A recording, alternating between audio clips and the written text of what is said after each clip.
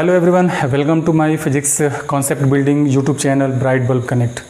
आज हम बात करने वाले हैं कूलॉम्स के एक ऐसे एक्सपेरिमेंट जिसके थ्रू कूलॉम्स ने ये डिटरमाइन किया कि किसी भी दो स्टैटिक चार्ज बॉडी के बीच में कितना इलेक्ट्रोस्टैटिक फोर्स ऑफ रिपल्सन और अट्रैक्शन होता है, और वो फोर्स किन किन फैक्टर्स पे डिपेंड करता है, कौन कौन से फैक्टर्स उस फोर्स को इन्फ्लुएंस करते हैं।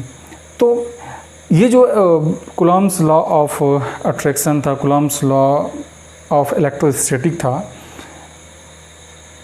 कूलॉम्स ने इस लॉ को न्यूटन्स के ग्रेविटेशन लॉ से इन्फ्लुएंस होके इस लॉ को तो दिया था, लेकिन इसका ये मतलब आप ना निकालिए कि काफ़ी इजीली उन्होंने ये लॉ दे दिया होगा, बिकॉज़ काफ़ी आइडेंटिकल सा दिखता है। अगर हम न्यूटन्स के inverse square law of gravitation से कंपेयर करें तो काफ़ी ये इजीली आपको ये एक कॉमन सा लॉ लगता है, ठीक है।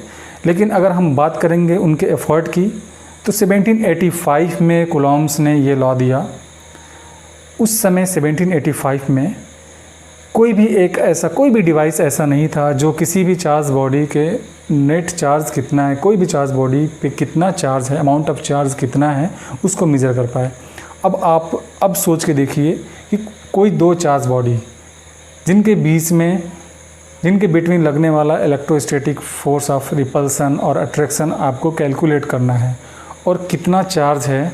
और ये तो F इक्वल टू यहाँ पे एक्सप्रेशन है कि Q1 Q2 upon R square, where Q1 and Q2 is the charge of each charge body, ठीक है। लेकिन Q1 Q2 का मैग्नीट्यूड कितना होगा ये मेज़र करने के लिए कोई डिवाइस नहीं है। तो अब बताइए ये कितना मुश्किल होगा इसको डिटरमाइन करना। तो उतना भी इजी ये काम नहीं था, लेकिन इस काम को कूलॉम्स ने सबसे पहले अंजाम दिया, और इस तरीके से एक बिगनिंग कह सकते हैं हम इसको, इलेक्ट्रोमैग्नेटिज्म की थ्योरी का बिगनिंग कह सकते हैं। ओके, तो कैसे कूलॉम्स ने कैलकुलेट किया, आखिर कौन कौन सा अरेंजमेंट किया, वो सारे क्या उनके एफर्ट्स थे, वो सारे हम यहाँ पे डिस्कस करने वाले हैं। तो इस इलेक्ट्रोस्टैटिक फोर्स को कैलकुलेट करने के लिए कूलॉम्स ने एक apparatus को इन्वेंट किया, जिस apparatus का नाम है टॉर्जन बैलेंस। इस apparatus का क्या है कंस्ट्रक्टिव पार्ट, ये apparatus कैसे वर्क करता था, कूलॉम्स ने कैसे इसके हेल्प से डिटरमाइन किया, ये सारी चीज़ें हम यहाँ पे डिस्कस करने वाले हैं। वन थिंग मोर, हमें इसको डिस्कस करने के पीछे एक और ये रीज़न है, एक और मोटो है, बिकॉज़ ये जो लॉ है ये आज भी इस इतने ज़्यादा इन्वेंशन और डिस्कवरीज और मॉडर्नाइजेशन साइंस के जगत में होने के बाद भी ये आज भी पूरे तरीके से वैलिड है, और कोई भी एक्सेप्शन नहीं मिलता है। यहाँ तक कि हम अगर एटॉमिक लेवल पे भी चले जाएं तो ये पूरे तरीके से वैलिड है, तो एक्सेप्शन नहीं दिखता है इसका। ओके, इस वजह से ये बहुत ही ज़्यादा इम्पॉर्टेंट लॉ है, और ये काफ़ी ज़्यादा प्रिसाइज भी है।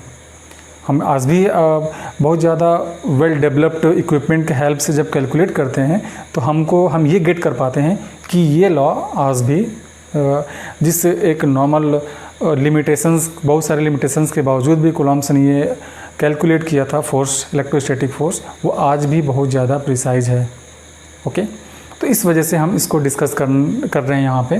तो हम बात करते हैं उनके apparatus की, जिसके थ्रू उन्होंने क्या किया था, इस electrostatic force between two charges को डिटरमाइन किया था, कैलकुलेट किया था। तो ये रहा उस apparatus का रे डायग्राम, एक सिमेट्रिक डायग्राम। इसके कंस्ट्रक्टिव पार्ट को हम यहाँ पे डिस्कस करेंगे सबसे पहले। तो यहाँ पे कूलॉम्स ने एक ग्लास चैम्बर टाइप का एक सिलिंड्रिकल ग्लास केस लिया और इसको एयर टाइट कर दिया। ओके, और यहाँ पे ग्लास ट्यूब, ये हमारा ग्लास ट्यूब, इसके बिटवीन एक आपको यहाँ पे थ्रेड दिख रहा है, एक्चुअली में ये सिल्क थ्रेड था, ये सिल्क थ्रेड है।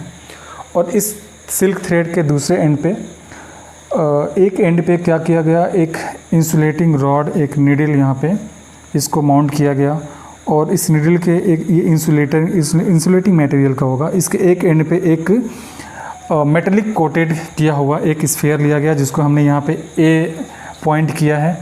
ओके, और इसको बैलेंस करने के लिए यहाँ पे इस नीडल को बैलेंस करने के लिए सेम मास का यहाँ पे एक इंसुलेटिंग मटेरियल का यहाँ पे स्फीयर लिया गया। ओके, और यहाँ पे एक और स्फीयर जो कि ग्रीन कलर से आपको दिख रहा होगा, जिसको हमने बी स्फीयर पॉइंट आउट किया है। यह भी मेटेलिक कोटेड मेटल से कोटिंग किया हुआ स्फीयर होगा, जो कि फिक्स होगा। इसको ऐसे पुट किया गया यहाँ पे एक्सटर्नली, यहाँ पे ऐसे पुट किया गया कि ये फिक्स होगा। ओके, और ये दोनों स्फेयर इनिशियली क्या कर रहे होंगे, एक दूसरे को टच कर रहे होंगे। ओके, उसके बाद यहाँ पे आपको ये जो ग्रीन कलर का स्ट्रिप है, ये क्या था, एक सेंटीमीटर स्केल है जिसके थ्रू हम क्या कर सकते हैं, सेंटीमीटर का रूलर यहाँ पे है बना हुआ ग्लास के बाउंड्री पे, सिलिंड्रिकल बाउंड्री पे, जिससे हम इनके मूवमेंट, कितना मूवमेंट हुआ उस मूवमेंट को हम मेज़र कर पाएँ। ओके, अब यहाँ पे ये जो सिल्क थ्रेड है वो दूसरे एंड पे, ठीक ना, टॉर्सन हेड से जुड़ा हुआ है, और इस तरीके से टॉर्सन हेड के अंदर एक काफ़ी सेंसिटिव लाइट टेंशन स्प्रिंग यहाँ पे माउंटेड होता है टेंशन हेड पे। कुछ इस तरीके का आपने बच्चों के खिलौने में भी ऐसा स्प्रिंग देखा होगा, जिसको हम अगर ट्विस्ट करते हैं, ठीक ना, घुमाते हैं, तो ये क्या होता है, इस पर ये फोर्स अप्लाई करना पड़ता है इसको ट्विस्ट करने के लिए। ओके, तो ये ऐसे कैलिब्रेटेड है कि हम इसको डायरेक्टली क्या कर सकते हैं, एक नीडल पॉइंटर लगा होता है, उसके थ्रू हम डायरेक्टली कितना फोर्स चाहिए इसको रोटेट करने के लिए, ठीक ना, वो फोर्स हम यहाँ पे कैलकुलेट कर पाते हैं। यानी यहाँ पे ये जो सिल्क थ्रेड है, अगर ये रोटेट होगा तो उसके थ्रू ये क्या होगा, यहाँ पे हमें कितने रोटेशन की वजह से कितना फोर्स लगा, ठीक ना, ये हम इस कैलिब्रेटेड इस स्प्रिंग, टेंशन स्प्रिंग से हम कैलकुलेट कर सकते हैं। इस पर स्केल लगा हुआ है, फोर्स स्केल। ओके, अब देखिए क्या होता है, कैसे यहाँ पे दो चार्ज बॉडी के बीच में फोर्स कैलकुलेट किया गया कूलम्ब्स के थ्रू। तो सबसे पहले क्या गया, यहाँ पे अभी दोनों स्फीयर अनचार्ज हैं बिल्कुल इनिशियली। ये जो स्फीयर बी है, ये हम इसको यहाँ से बाहर भी निकाल सकते हैं, ऐसा अरेंजमेंट किया गया। तो इसको बाहर निकाल के सबसे पहले क्या किया गया, इसको थ्रू फ्रिक्शन, ठीक ना, कोई भी आप क्लॉथ वगैरह, किसी भी क्लॉथ से थ्रू फ्रिक्शन इसको चार्ज किया गया। आपको पता है कि कई सारे मेथड हैं किसी भी बॉडी को चार्ज करने के लिए। आप कंडक्शन के थ्रू, फ्रिक्शन के थ्रू, ठीक ना, इंडक्शन के थ्रू चार्ज कर सकते हो किसी भी बॉडी को। तो यहाँ पे इसको रब किया गया किसी भी क्लॉथ वगैरह से, तो क्या हो जाएगा, ये चार्ज हो जाएगा, और फिर इसको कहाँ पे, इसके अंदर पुट किया गया और फिक्स कर दिया गया। अब जैसे ही अंदर पुट किया गया तो ये बी स्फीयर जो कि चार्ज है अब, ठीक है, इस पे एक इलेक्ट्रोस्टैटिक चार्ज का कुछ यहाँ पे मैग्नीट्यूड, कितना चार्ज होगा ये नहीं पता है, लेकिन कोई दिक्कत नहीं है। सपोज दैट ये क्यू चार्ज है। ओके, स्मॉल क्यू से मैं डिनोट करूँ। अब इसको क्या किया गया, चलिए मैं कैपिटल क्यू से डिनोट करता हूँ। तो एक इस पे इलेक्ट्रोस्टैटिक चार्ज, किसी भी अमाउंट का इलेक्ट्रोस्टैटिक चार्ज डेवलप हो जाएगा। अब सपोज दैट वो चार्ज कैपिटल क्यू डेवलप हो रहा है। फिर इस स्फीयर को हम क्या करते हैं, यहाँ पे जो भी गिवन एरिया है उसके थ्रू हम इसके अंदर, लीड के थ्रू हम इसके अंदर पुट करते हैं और इसको स्टेबल कर देते हैं, फिक्स कर देते हैं। ये स्फीयर फिक्स होगा, ये मूव नहीं करेगा। ओके, यानी बी स्फीयर फिक्स्ड होगा। तो अब ये जब बी स्फीयर इस रेड स्फीयर ए को टच करता है, और ये भी दोनों क्या हैं, दोनों मेटालिक हैं, दोनों कंडक्टर हैं, तो कुछ अमाउंट ऑफ चार्ज, ओके, इस बी स्फीयर से क्या होगा, ए स्फीयर को ट्रांसफ़र हो जाएगा थ्रू द कंडक्शन प्रोसेस। तो स्फीयर ए भी चार्ज हो जाएगा through conduction process due to sphere B. कितना चार्ज होगा, ठीक है, नहीं पता है। सपोज दैट ये कहानी होने के बाद स्फीयर बी है उस पर Q1 चार्ज हो गया। ओके, Q1 चार्ज रिमेनिंग, और स्फीयर ए पे Q2 चार्ज आ गया। ओके, अब दोनों स्फीयर क्या हैं, चार्ज्ड हैं। तो जैसे ही दोनों स्फीयर, हमने इस स्फीयर को, स्फीयर बी को यहाँ पे पुट किया और फिक्स किया, और जैसे ही स्फीयर बी ने स्फीयर ए को टच किया, तो क्या हुआ, ये दोनों चार्ज हुए, ठीक है, और फिर इन दोनों के बीच में एक रिपल्सन देखने को मिला, और इस रिपल्सन की वजह से ये स्फीयर ए क्या होगा, ये तो बी तो फिक्स है, वो तो मूव कर नहीं सकता है, लेकिन ए जो स्फीयर है वो मूवेबल है। तो स्फीयर ए मूव किया, ठीक है, इससे अवे जाएगा। आपको पता है कि दो लाइक चार्जेस, अभी चूँकि दोनों चार्जेस, दोनों के ऊपर चार्जेस क्या हैं, लाइक चार्जेस है, तो लाइक चार्जेस क्या करते हैं, एक दूसरे को रिपेल करते हैं।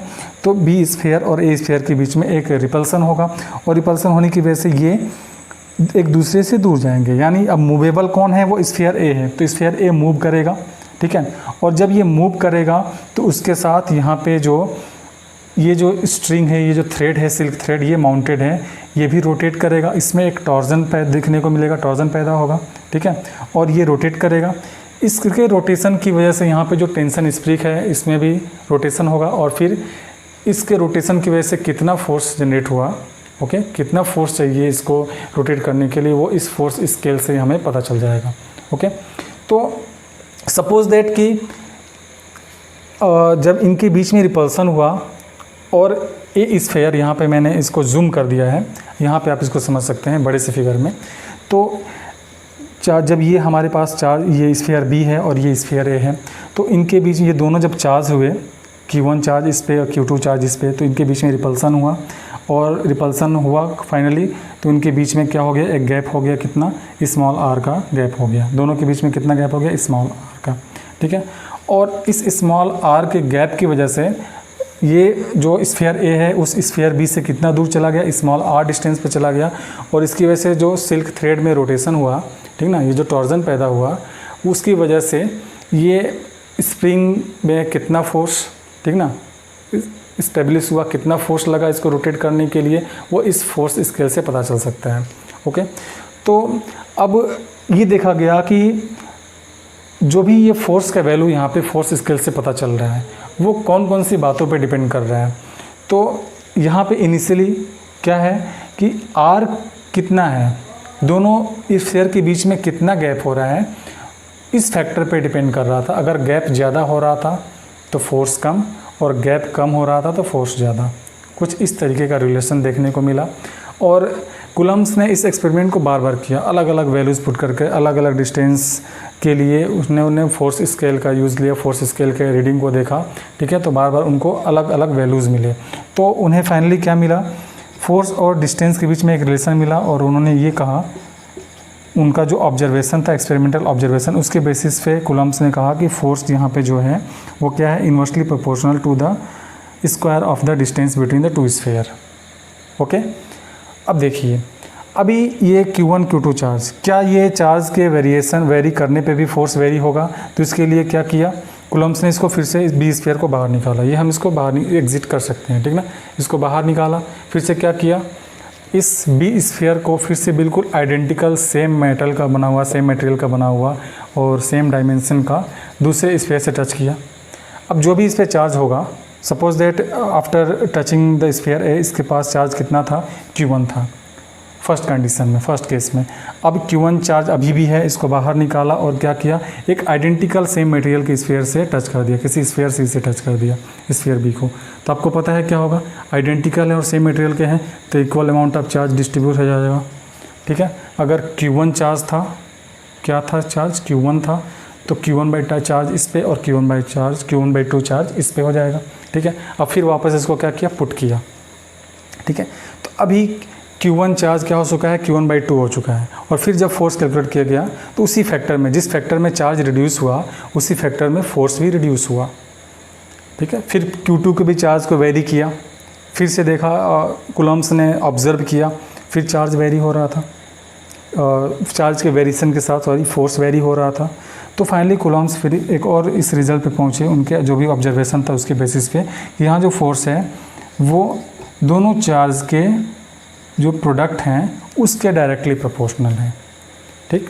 तो कूलम्ब्स का जो ऑब्जर्वेशन था, उनका जो ये एक्सपेरिमेंट था, उसके बेसिस पे कूलम्ब्स ने ये ऑब्जर्व किया कि जो भी ये फोर्स है, ये फोर्स दोनों स्फीयर के बीच का जो डिस्टेंस है उसके स्क्वायर के इन्वर्सली प्रोपोर्शनल है, और जो चार्ज हैं दोनों बॉडी पे, जो भी अमाउंट ऑफ चार्ज हैं, ठीक है, उसके डायरेक्ट, उनके प्रोडक्ट के डायरेक्टली प्रोपोर्शनल है। ऐसा कुछ ही कूलम्ब्स ने ऑब्जर्व किया, और फिर उन्होंने इसके बेसिस पे क्या किया, फाइनली अगर हम इसको मैथमेटिकली कनेक्ट करें तो क्या होगा, force is proportional to Q1 Q2 upon R², ठीक। और इस प्रोपोर्शनलिटी को अगर आपको कांस्टेंट में चेंज करना है तो एक प्रोपोर्शनलिटी कांस्टेंट K यूज़ करना पड़ेगा, Q1 Q2 अपॉन R²। अब ये जो K है ये किस किस फैक्टर पे डिपेंड करेगा, प्रोपोर्शनलिटी जो कांस्टेंट है वो कौन कौन से फैक्टर पे डिपेंड करेगा। तो ये डिपेंड करेगा प्रोपोर्शनलिटी कांस्टेंट K का वैल्यू इस बात पे कि किस मीडियम में ये एक्सपेरिमेंट हो रहा है, वो मीडियम क्या है, ठीक है। यानी परमिटिविटी ऑफ स्पेस या मीडियम की हम बात करते हैं, तो उसके मीडियम पे डिपेंड करेगा। और किस बात पे डिपेंड करेगा, ये क्या डिपेंड करेगा कि आप कौन सा सिस्टम ऑफ यूनिट यूज़ कर रहे हो, ठीक है, CGS system of unit use कर रहे हो, ठीक है, या फिर SI MKS सिस्टम यूज़ कर रहे हो, FPS सिस्टम यूज़ कर रहे हो।